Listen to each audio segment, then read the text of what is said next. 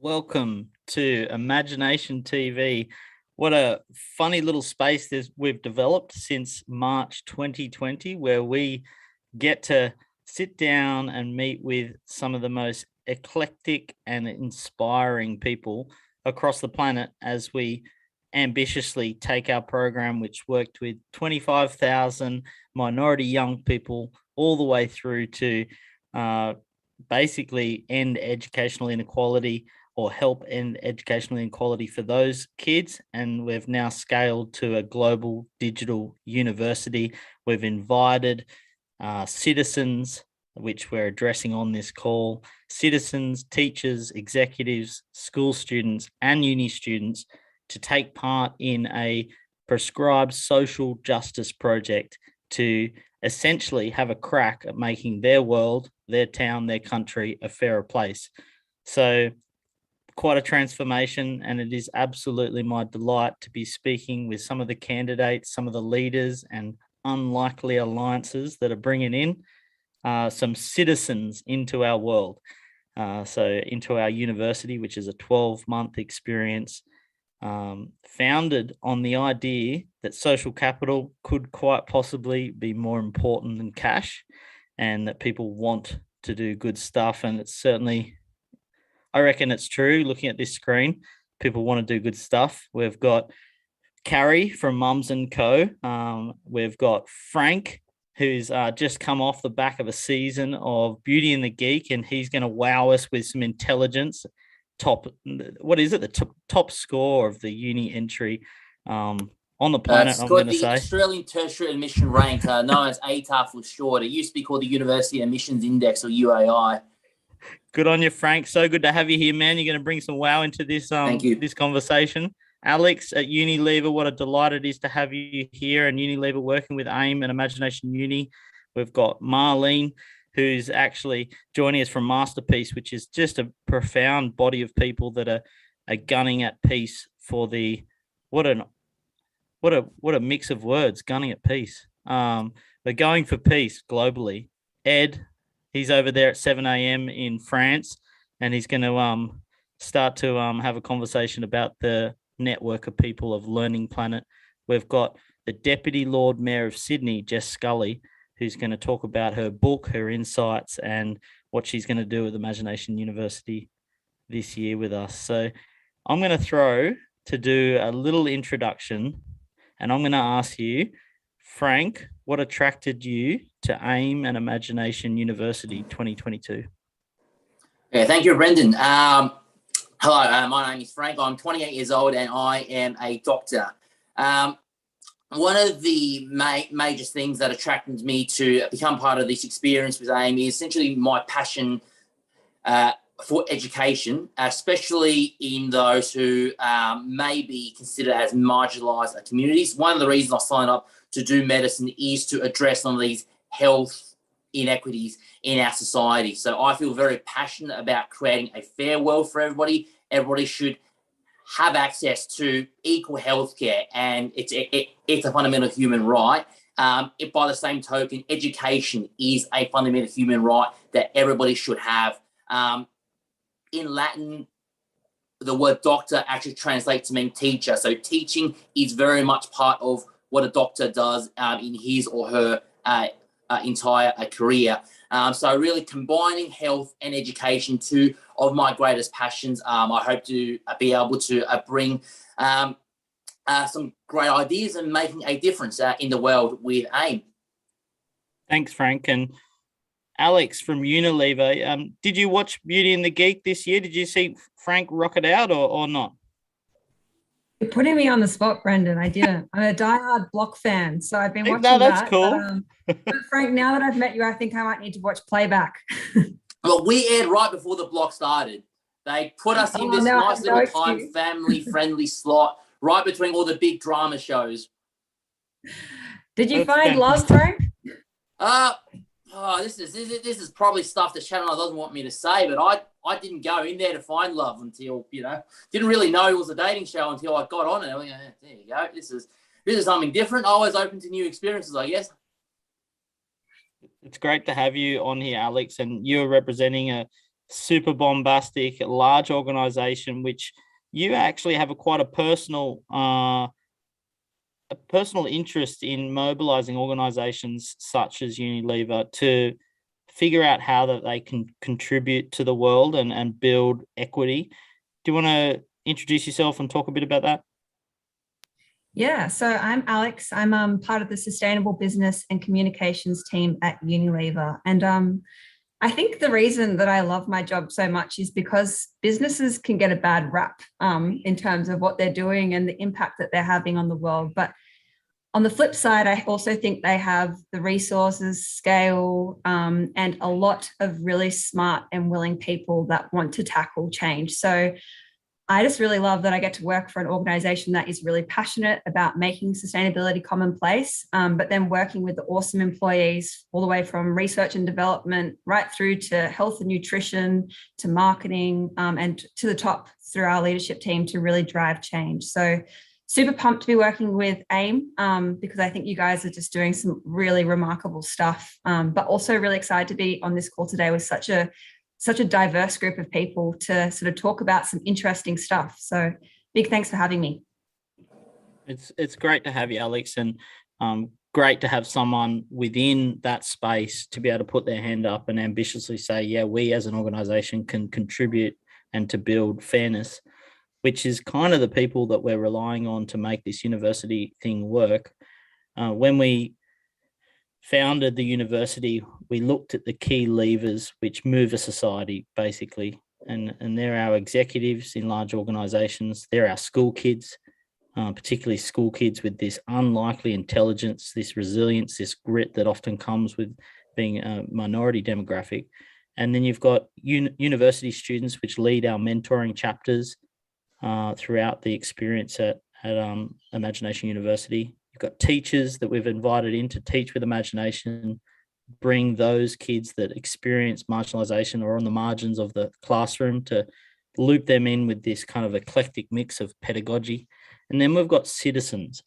And that's our sort of fifth category that we open this university up to, with the idea that innately every human is good and they do want their fellow neighbour to have equity. And that particular stream within IMAGI-NATION University offers a framework, a network of unlikely alliances across 50 different countries to be able to get to work and make change for 20 plus people. So that's kind of the frame, which is the citizens stream of IMAGI-NATION University. They put their hand up, they say, hey, I want to make change in my particular community, my business, my country, and I'm going to use the tools that this IMAGI-NATION University is going to give me to actually make real change with 25 people in their town.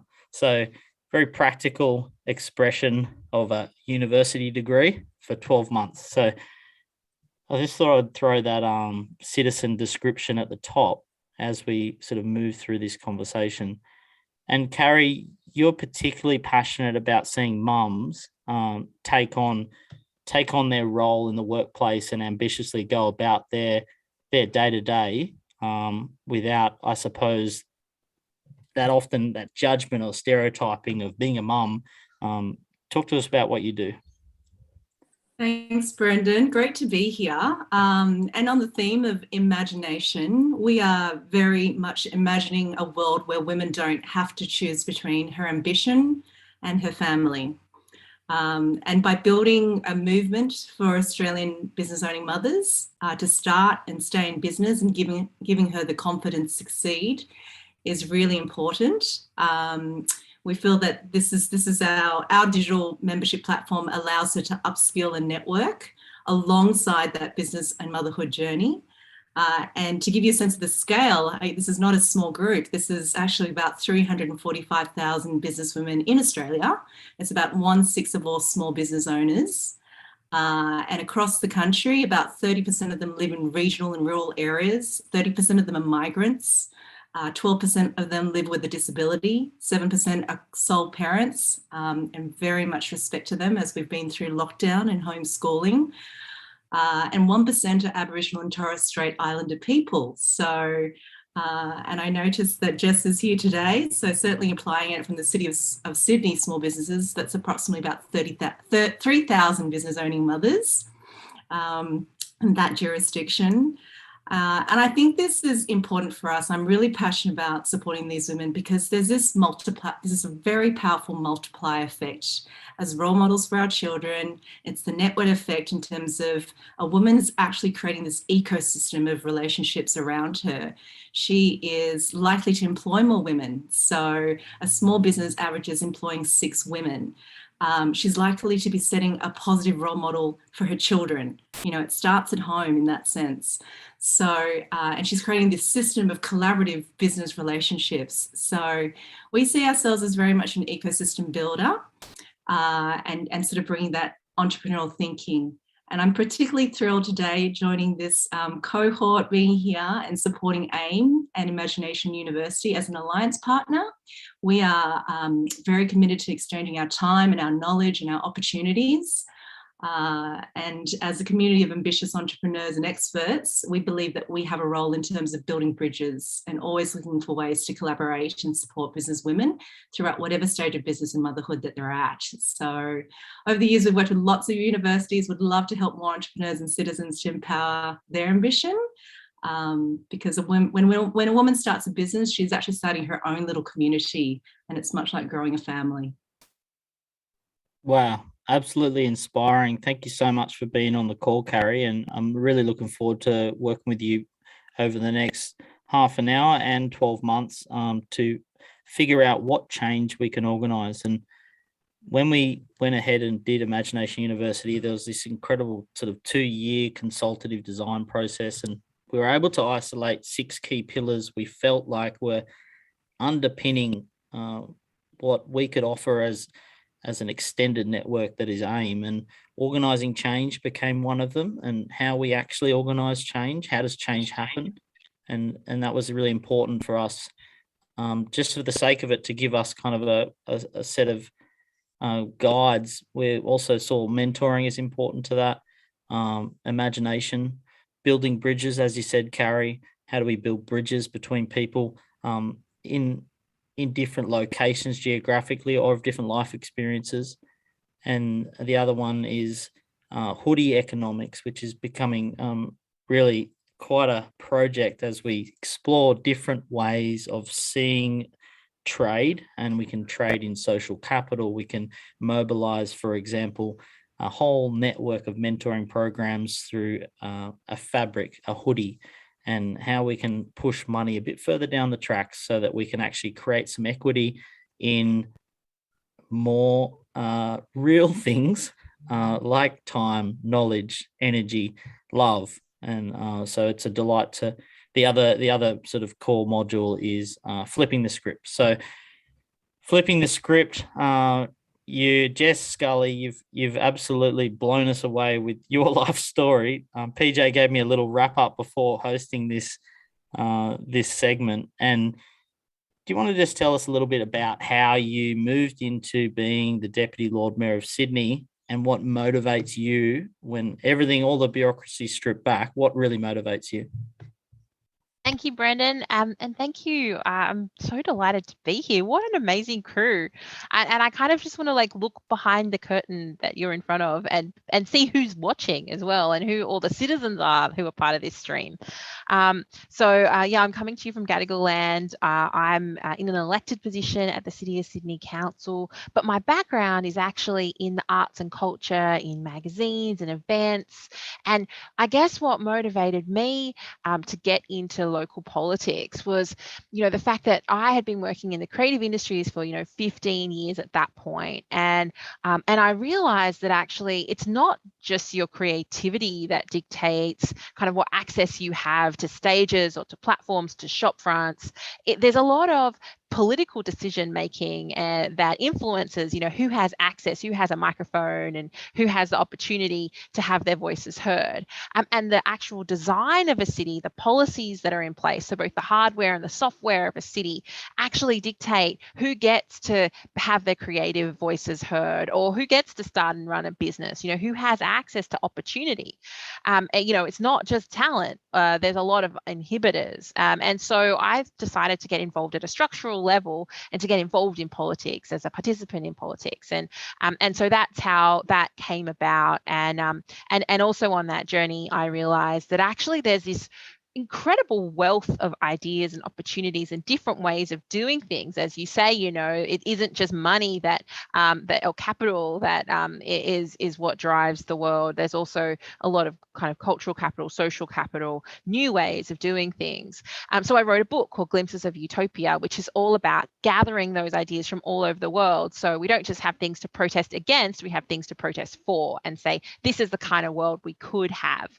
So that's my journey to this place. But on that journey, I realized actually that we need citizens to be more active and involved. And that's why I love the citizen stream of IMAGI-NATION University, because being involved in democracy isn't just showing up to vote every 3 or 4 years. A lot of stuff happens in the time between elections. And I only ever hear from people who are already quite privileged, people who know how the system works and who feel entitled to have a say. And they quite often want the things to stay exactly as they are. I rarely hear from people who are renters or migrants, people who work in non-traditional industries, people who don't really feel entitled to have a say. And so I'm running a project called YIMBY, which stands for Yes in My Backyard, to give people the skills to be more active citizens and to bring forward the kind of socially inclusive and environmentally progressive and necessary moves that we need to make our cities fairer and more sustainable places. So I'm also really proud to be a partner with IMAGI-NATION University and to help connect the YIMBY and the IMAGI-NATION together to empower more active citizens. No, beautiful, Jess. Absolutely beautiful. What a privilege it is to be a part of all this. And, I'm passionate about seeing how we can blend too and figure out how to organise change over the next 12 months. Marlene from Masterpiece, what's your thoughts as you sit there and absorb all this conversation, and you've been introduced to IMAGI-NATION University and AIM through our co-CEO, Drew Patton. He's actually one of the examples for one of the uni streams we've set up is that we challenge executives to take on a co-CEO from a minority or marginalized background, and then they shadow the CEO and kind of develop this excellence in business management on top of a bunch of other things. How are you feeling over there, Marlene? Yeah, great. I mean, it's so nice to hear everything, and I see also so many alignments between the stuff everybody is doing and the stuff we are doing. So we're a grassroots movement. We're active in around 40 countries with more than 53 clubs that are local teams of young change makers, of citizens.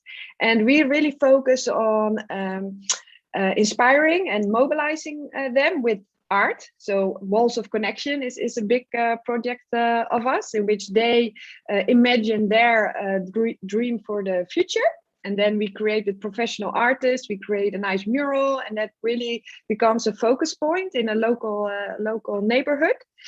And then, of course, the empower part, the connecting empower part is also super important. So to create active citizens of maybe people that are not so engaged in the first place. So they don't have, they don't believe in their governments or in formal institutions. And so we try to, we are all about positivity. And so we try to switch their minds, and that is why I think AIM is also so important, and the university, because it's a great opportunity for the youth to join and to really learn, because we need to help them, we need to guide them. I mean, they are always in charge, but I think they need like the mentoring you guys are doing. So definitely we are looking for our own co-CEO now. I think we need to adopt that model as well within Masterpiece. So I think we as Masterpiece can also learn a lot from AIM and also from the other organizations. And I just love, we believe, so we always say, we cannot leave it up to governments or diplomats to change our future. It takes you and me to act. I mean, that's one of our slogans. And also, I love that Alex from Unilever is here, because talking about important groups in society who can really power up the change. I think it's the businesses. So it's great to have the whole citizens, businesses, government all present in this call. Yeah. It's so good to have you here, Marlene, and I'm inspired by this network on my screen. One of the key things we're really wanting to move towards is sort of speak less, do more, and that's why we're sort of provided this space for people to come and engage. And we'll get into sort of a conversation, hopefully, about how we can mobilize our networks potentially to make change through IMAGI-NATION University. If there's a capacity within your own organization, I'm excited there's 3,000 mums out there charging ahead. And I'd love to see how they could have a crack 1 hour a week at some of these modules and come into this network of unlikely alliances to be able to reinforce their entrepreneurial skills and reinforce their confidence as we sort of move through 2022. Ed, you want to, it's about 7:30, mate. I hope you've had a coffee. Do you want to tell us a bit about what you guys are doing as a kind of a byproduct of UNESCO, actually, Learning Planet? Yeah, with pleasure. Thanks, Brendan. I feel just so honored to be with such incredible people here, and I'm sure as well online. And I'm kind of really sticking with this, what keeps coming up and in our conversations with AIM for months now is around unlikely connections. And I guess that just seems to be increasingly coming into conversations. Where and how are we facilitating and making the unlikely connections that are needed for transformation? Learning Planet is at the base a pretty unlikely connection. It's co-founded by UNESCO, large institution, and the Center for Research and Interdisciplinarity, the CRI, which is kind of quite an alternative university trying to reshape how we learn between different disciplines in Paris. And so we're really kind of built together a network called Learning Planet, trying to connect institutions, researchers, entrepreneurs, artists, activists, and learners and more that are just really passionate about transforming learning to address global challenges. I think it's rooted in a few core values that just always seem to come up and have been inspired as well by discussions with AIM as well around this notion of unlikely encounters. Also, that everything we're trying to do is co-created. At the base, we're a learning network. It's still very young. We're trying to learn as we go, but it's truly rooted in how do we authentically do co-creation. And I don't think we have the answer yet, but I'm so excited to kind of be part of this network as well and understand how practically we can not just say we co-create, but actually implement it throughout the network and throughout the initiatives that we're doing.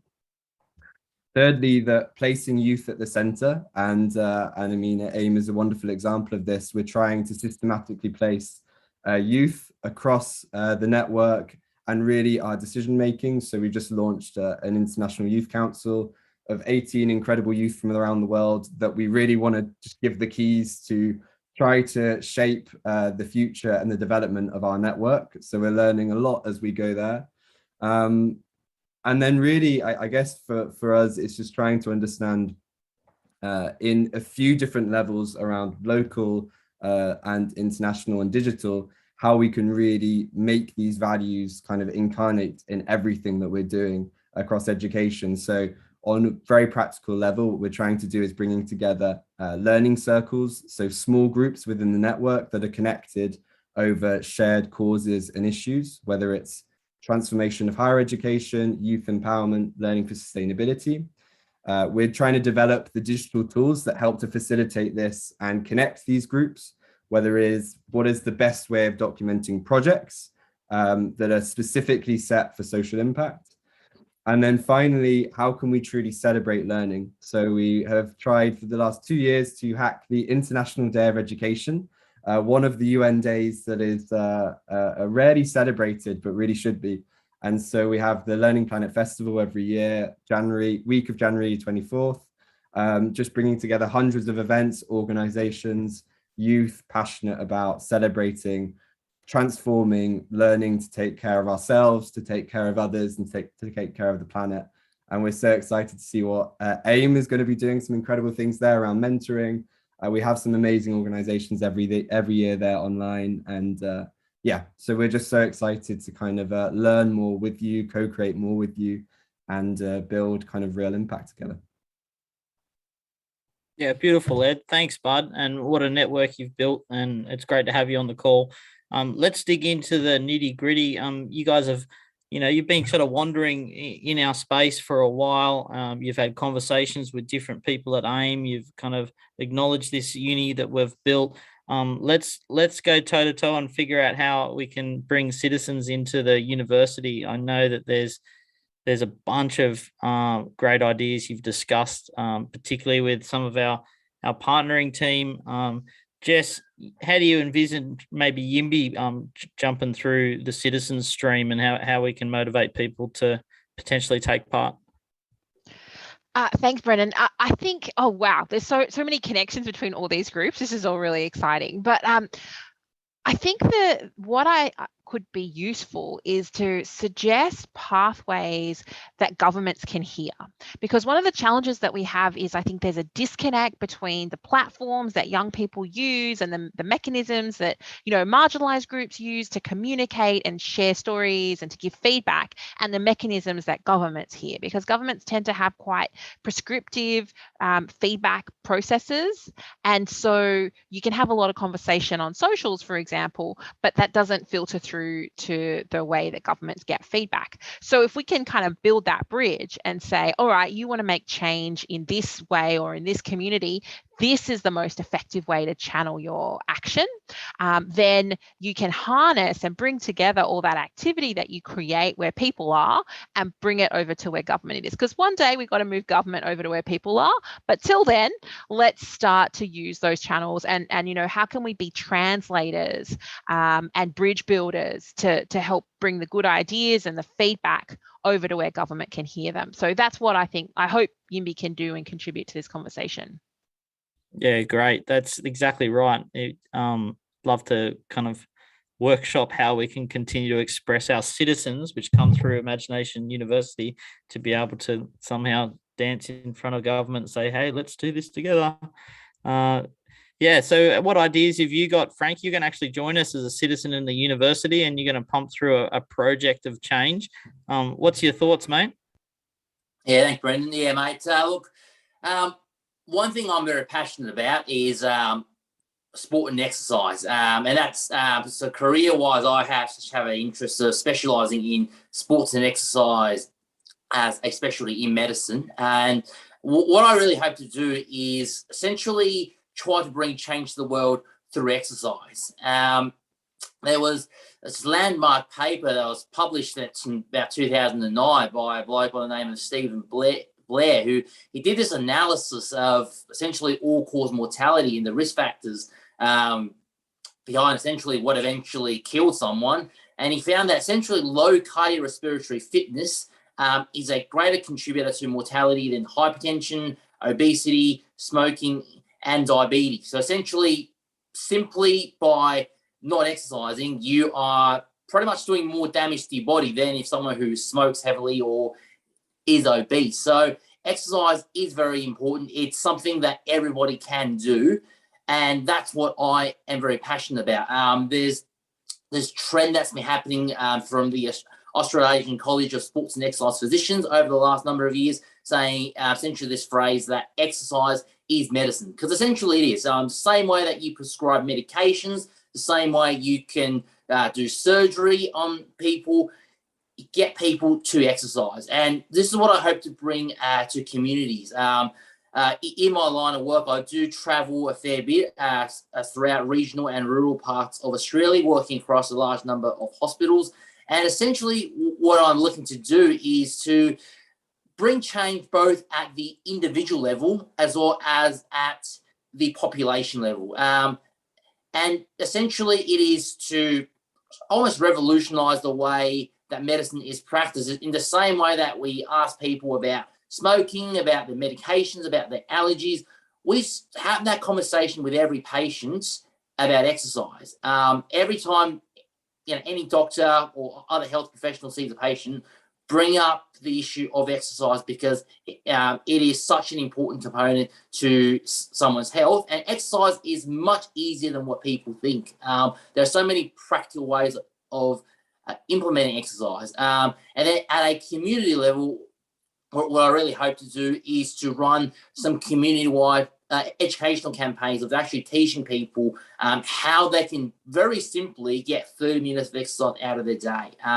And because about 70% of children don't get enough exercise, and about 50% of adults in Australia don't get enough exercise. And there's some big changes, hopefully, that we can make a difference. And not only to making them feel better, but also to their long-term mortality risk. Thanks, Frank. It's cool to hear your passion behind that, mate. And it's great that you jumped into the uni stream and you're going to have a go at working through that 12-month piece. But it's also cool to hear that all your fan club out in those the big Channel 9 show is going to jump on IMAGI-NATION University and try to make real change too. So as you go out and promote that, that's pretty fun. Alex, what do you reckon? What are we going to do together over the next 12 months as you sort of bring this gigantic organisation alongside AIM? It's a really good question. And I think what I'm most excited about is seeing what different people from the business can bring forward. And I think, Frank, listening to you, you are just extraordinarily smart. And as you started off, and you have incredible skills in probably science and maths and problem solving. And we have a lot of people like that in the business that are working in research and development. So how can we harness those skills to come up with solutions to the issues that are impacting society? So I think from my point of view, I am not techie and I do not have a scientific brain, and I am certainly not good at maths. But I like bringing and seeing, the skills in people and bringing those people together to tackle those problems. So I think what we'd like to do as a business is sort of encourage and inspire people within our business that have a range of skills to really seek out problems, issues within their communities and find solutions to them using their unique skill set. And I think, Jess, it might have been before when we sort of met each other, you were talking about sort of borrowing and learning from one another and really applying that. It's, you don't have to have all the answers. In fact, it would be weird if you did have all the answers, but seeking out people that do and bringing them together so you can work together to solve a problem. So I think that's what I'm super passionate about. And we're lucky at Unilever, we have what we call the Unilever Compass, and that is sort of our guiding force. It's our business strategy, which was launched at the back end of last year. And what's really unique about Unilever is that sustainability and sort of creating a fairer, more diverse, more equitable world doesn't sit alongside our business strategies as sort of a bolt-on target. It lives and breathes at the core of the business. And so I think what we want to do is show people that, this is something that Unilever is passionate about, but we want to then empower them to sort of live and breathe that in their communities and in their individual lives. So yeah, I don't know what solutions are going to come through. And I think that's what's most exciting about it. It's, I can't imagine, but I hope that someone else can imagine them. And I look forward to seeing those awesome ideas. No, that's great. I'm really looking forward to meeting all those curious characters that you work with too, and hopefully they can have a crack at the uni and figure out some new solutions. And I'm actually a little bit I can't believe you've written glimpses of Utopia, Jess, because I mean it was kind of that premise that we founded the university on. That's a kid in Nigeria hanging out with a CEO in New York, hanging out with maybe a teacher in Kalgoorlie in Western Australia could come up with some intelligence that hasn't yet emerged. And I almost, we might need to sort of jump you on the impact team to figure out what these weird outcomes may be, and if possibly they could create change that we haven't otherwise seen. So that's exciting, Jess, that you got such a passion towards that. Masterpiece, Marlene, what do you reckon the Imagination University might be able to do with Masterpiece? Well, of course, we can, inform our citizens, or our clubs, and share them and ask them to join. And also, I'm also part of this, for now, closed network of 70 other organizations worldwide, all focused around education and working with universities and with school students. So this is also, I think, very interesting, just to spread your word and make them join the university. So that on the one hand, so, opening up our networks. At the other hand, I think we can co-create. I mean, we believe in co-creation. So Absolutely. I am on a personal level, being program manager for all our educational concepts, I would love to really get a deep dive into what are you offering. So maybe, just join as a student, always need to know the details before I can, always move from strategy level to, just really practical day to day, and just see, because there was something, I met Drew online via the Learning Planet. There was something I thought, okay, we need to connect. So, we're still on this journey, and I truly believe, that we can, together we can have more impact and we can make it bigger. And also, we are, as we are speaking, developing materials for the youth around donut economics. So, Jess, when you were saying you're an economic fan, and with your book, I was thinking, okay, donut economics. I'm very curious what your opinion is about that. And also the hoodie economics also sounds good. I mean, I think it's really about how can we downscale this. I think it's from Kate Rayworth, easy and on the spot methodology. How can we downscale it to youth so it's understandable for them, interesting for them? And then also, because we will also work with a local city council to make the connection, how can we, the voice of youth, how can we make sure the official representatives of a city, hear them and go and work with them. So, yeah, I think we can co-create together. Yeah, no, that's beautiful. So, it sounds amazing. That's really fascinating. This kind of, it seems like we're dancing across the same dance floor, maybe different sections. Yeah.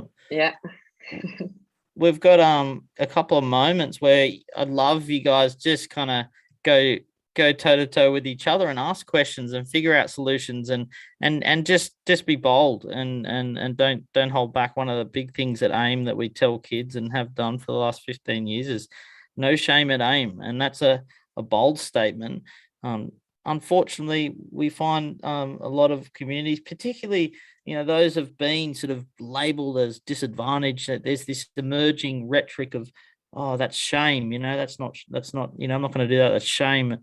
But we've been really proudly, ripping that away and saying, there's no shame. You can be completely comfortable in what you want to say and in your own skin. So let's emulate that over the next 5 minutes. You guys can ask each other some questions, whether it be about Imagination University, whether you'd like just to actually figure something out yourself. Just ask the question of the panel and go sideways, or happy to talk if you want me to.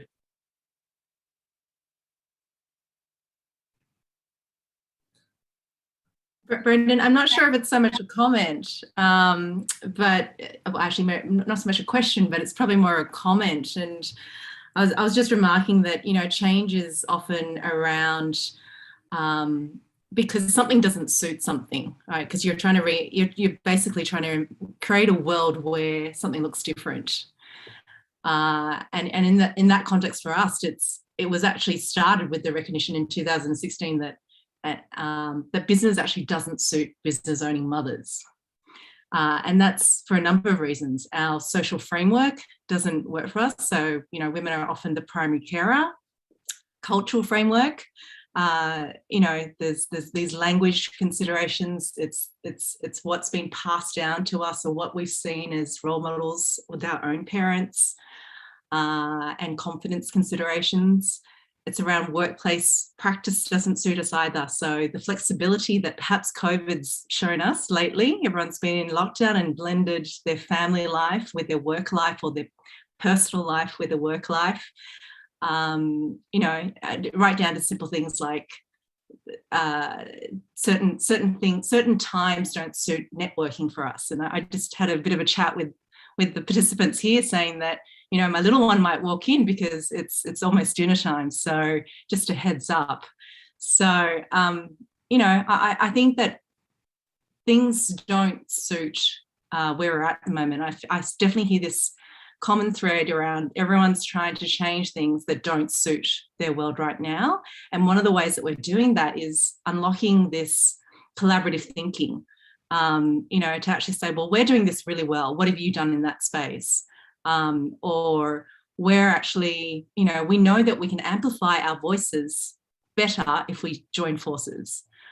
So it's more of a comment. It's just in terms of what I've noticed here is this openness to work together, and you know, and see where we can make the biggest impact. Thanks, Carrie. Add Go something for to it. that, Carrie, because I think, you know, there's a vulnerability that happens when you say, actually, I can't make that meeting, or actually, you know, that's a time when, you know, I have a 2-year-old who's in there playing with trains, and, you know, but actually saying that and going, actually, that doesn't work for me. It seems like you're, you know, not available, you're not up, you know, you don't care enough, all those sorts of things. We have all these blockers in place. How do we encourage and invite people, as you say, Brendan, like that there's no shame in that. That's actually what makes you who you are, and that's what you're bringing to the table. And maybe the system doesn't work. You're not the broken part. It's the system that's the broken part. And so how do we acknowledge that stuff and make people feel safe to tell that part of them, the story, and bring their whole selves to the story? And then we go, well, actually, maybe it's not just me. Maybe we need to redesign alternative ways of doing these things to get more, you know, as Marlene says, you know, young voices at the table, or more mums being able to run businesses and, you know, show up, or, you know, mums being able to be in government and on local council, that sort of stuff. Because like I have the same problem where every single council event and community event happens at exactly dinner and bedtime. Like the whole system is designed for retired blokes, not for people with young families or with businesses, right? So we're not broken, the system's broken. So how do we step back and have that sort of meta conversation that a mindset like donut economics, for example, suggests that we have, where we're talking about the whole picture, not just this particular issue that we're talking about today. But yeah, I also want to know how to explain donut economics to teenagers. I think that's a whole other story, and I want to talk to you about it, Marlene, because it's super interesting. Yeah, sure. And even the city of Amsterdam is being like one of the big examples. And they're now also creating these kids donuts. So we're also in contact with them. So yeah, let's see and develop together. Well, there's a group in Sydney called Regen Sydney, which is all about making a regenerative Sydney, that are basing their work on donut economics. And if you haven't come across donut economics yet, it's anyone who's listening in, it's a really fascinating way of thinking about economics, of having a planetary boundaries. The outside of the donut is like the boundaries of the planet that we operate within, you know, one planet, not multiple planets. Like we live in Australia, we're eating multiple planets in our ways of life. But there's also the center of the donut, which is the social floor, essentially, which is basically everybody has to have access to food and shelter and opportunity and education. So it's how do we safely live within that part of the donut, which is such an awesome visual metaphor. It's a creative way of explaining that story. but then it's like, how do we take it further, right?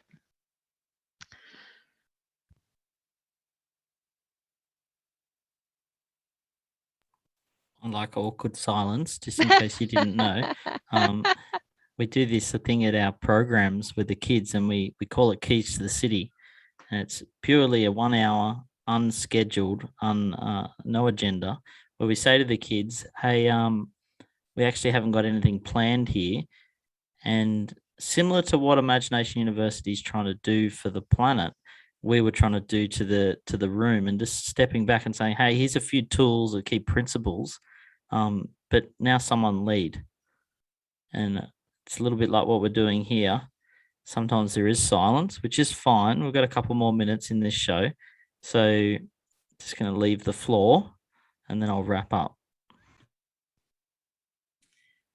I'll maybe add a comment and maybe a question as well to the group of people. And I think, Carrie and Jess, what's kind of struck me in your examples is how the system doesn't work for you. But I think we're all here to sort of talk about how can we reimagine to create a more fair or fairer and more equitable world. So I guess the question I wanted to throw out to you guys is, you know, through this program, what's one thing, just one, that you'd like to see or would love for one of the citizens to come up with to sort of, you know, create that fairer, more equitable world? Curious, because I think there's some very smart people here.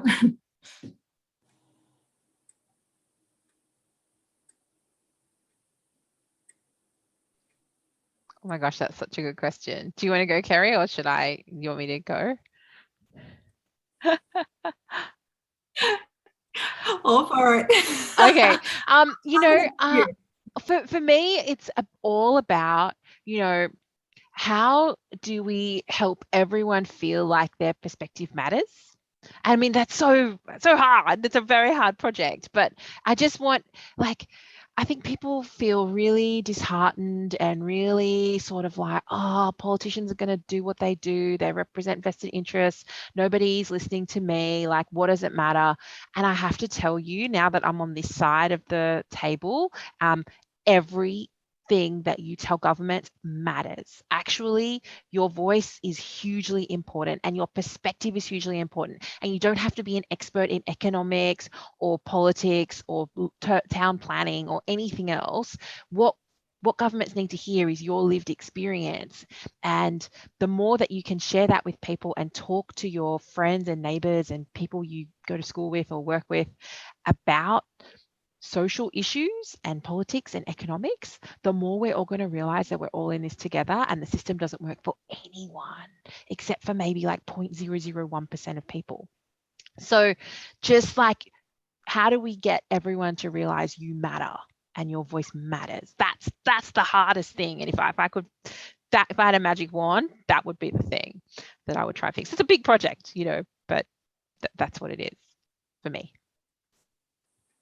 And I think a really nice sort of follow on for that, Jess, is it does matter. And what is your ask? So I'm all about showing up and making the ask. And that can be in a t-shirt sizing. You can make it a small ask or a medium ask, or hoodie sizing, small, medium, or large ask.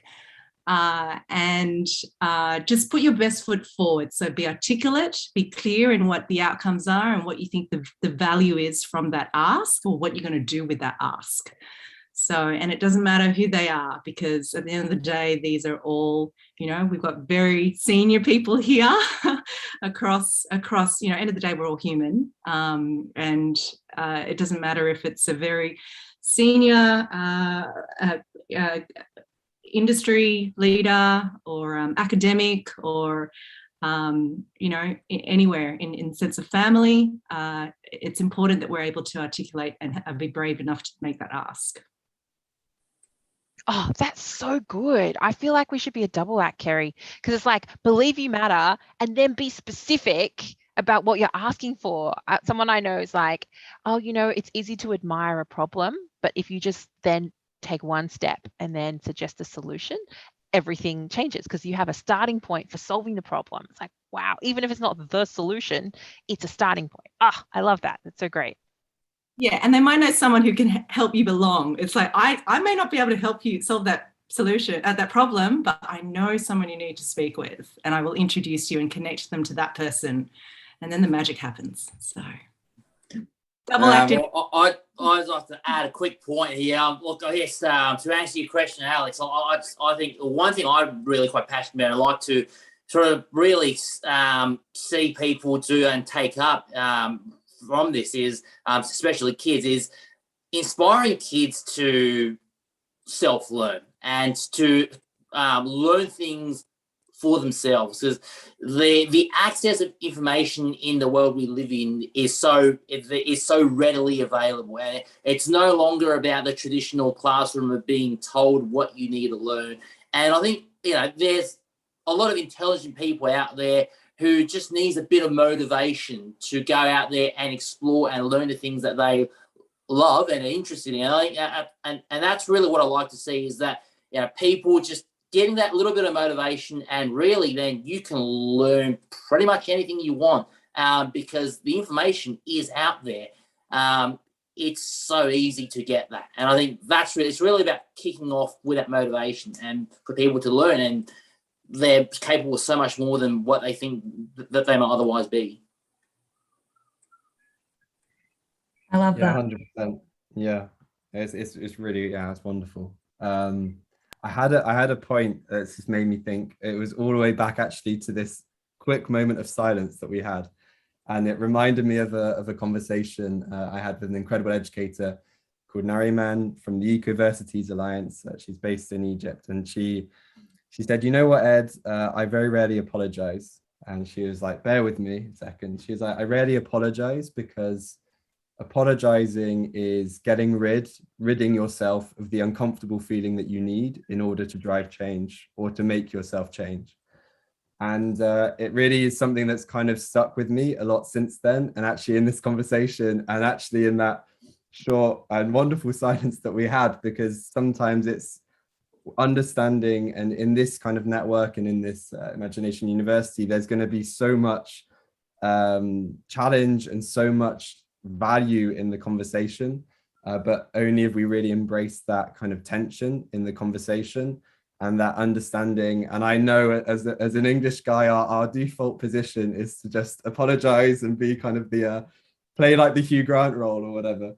But I think actually it's really understanding how can we allow ourselves, and how can we allow youth and people across the board to really, how can we teach ourselves to stay sometimes with the uncomfortable feelings that we need in order to drive change. And it's really kind of what has inspired me listening to kind of each of these different initiatives that have been shared in Imagination University. It seems to be at the core. It's like, how can we deal with these uncomfortable conversations, because it's those are the ones that we really need in order to push things forward. So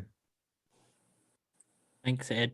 And completely unapologetically, I'm just going to kind of close out before we move to, hopefully we can put the uni launch video on, which was our best shot at trying to articulate what we're trying to do here. And I'll unapologetically say I really love your help and your networks to try to fill this university for 2022 to leverage real global change through unlikely connections.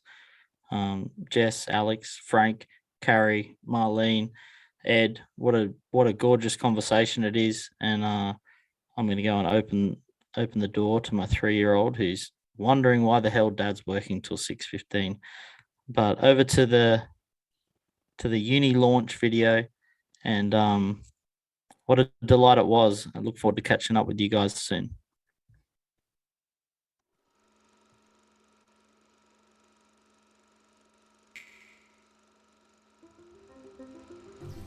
Let's imagine what a free and just world looks like. Let's imagine a university free for all, with no paywalls to higher order thinking for anyone, anywhere. Let's imagine a social network for good, a bridge for us to come together and redesign the way the world works. Let's imagine What happens when we tell the kids at the back of the class, We see you. There is a generation of kids just like you. Let's imagine school students, university students, Teachers, executives, citizens. coming together to work on a curriculum designed for a future that we hope to build? Now, imagine. It's happening right here. And you're invited. Welcome to IMAGI-NATION University, brought to you by AIM, the Imagination Factory. Applications are open now.